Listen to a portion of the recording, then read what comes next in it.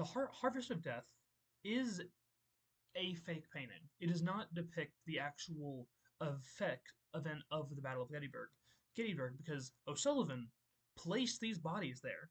These bodies were actively placed in the way he put them. He put the legs in this way. He made them all the same direction. And he did this for a very particular reason. He was trying to show how in death, no matter what, you are the same. You know, he's also trying to just show that photography can be art. This is very early on in the history of photography, and photography is not taken as seriously as art. You know, it's taken as a tool. Something like this, though, shows something that can only be shown in photography, which is real life. And it's also used in the fact that people, if they see photography, they think of it as real life, especially back then, before people really thought about manipulating photos. This man had to individually move these bodies and do this for the scene. And in general, the point of this is to show in death you become one. You lose humanity. A harvest of death reaps nothing but destruction. The death of Marat, on the other hand, by David, is making a martyr of a man. The whole point of this painting is to explain how this man right here, um, his death was undeserved, and why we should fight against it. And of course, this painting is not real. You know, the scene itself is real, but he didn't really look like this. You know, like he what when he died, he was not in the pose of a almost dead Christ. He wasn't. This isn't real. You know, this knife, the knife perfectly placed, the name, he's holding the letter that his assassin is reading him. You know, and he can't one he wouldn't hold because he's dead, and two, why would he be holding that right there and then? It wouldn't make sense. But the point of this painting is to show the beauty of Marat and how he his words should inspire you to do something.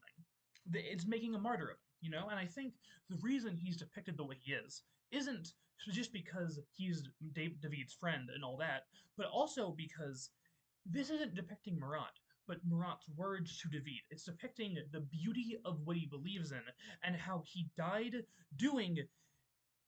He died not with the pen, which is Marat, what was the tool of Marat, but with the sword. All these. This is making a Christ-like figure of Marat.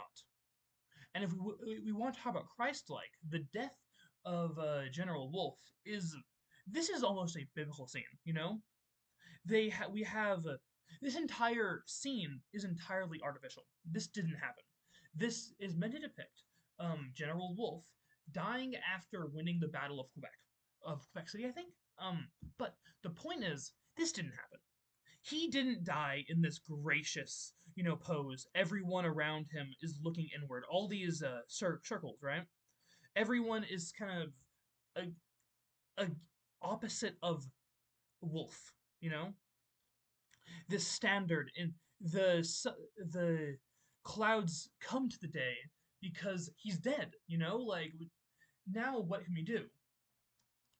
The scene behind them shows the British and Quebecois soldiers in sorry, actually British and French soldiers.